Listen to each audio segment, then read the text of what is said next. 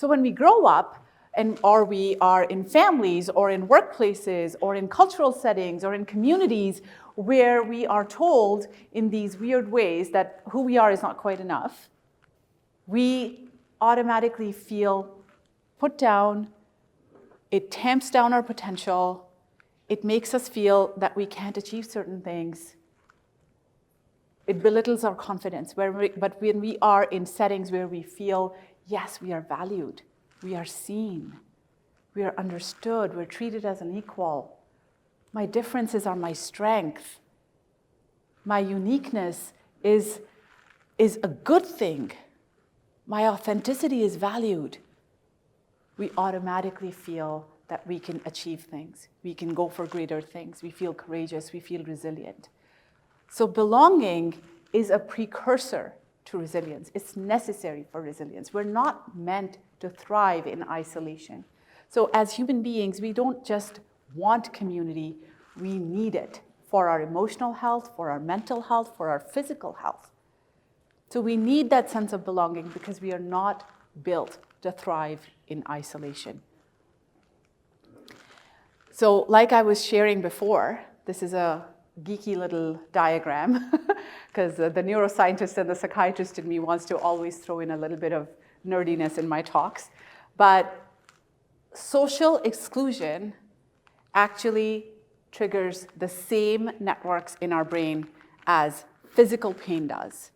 And social inclusion unlocks our reward pathways. So our brain has the same circuits that are being activated.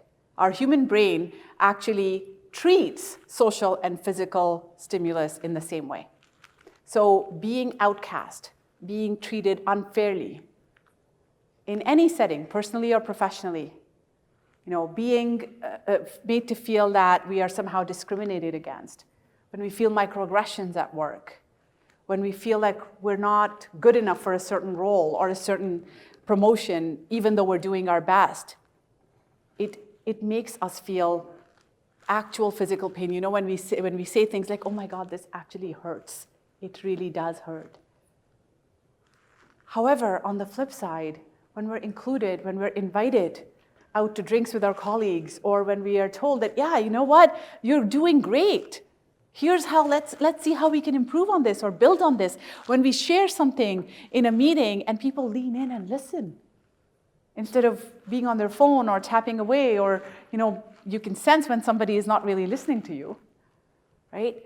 When we feel like, yes, people are actually tuning in and are listening, and what I'm saying and who I am is valued, it activates our reward network and our reward pathways and helps us go for more and do more.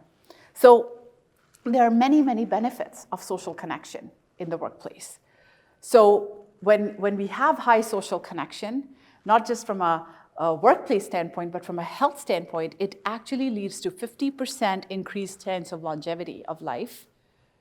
We have better immune systems, we have better emotion regulation, we have higher self-esteem, and it creates these positive feedback loops of social, emotional, and physical well-being. And on the flip side, when we have low social connection, there are actual physical and health dangers and outcomes.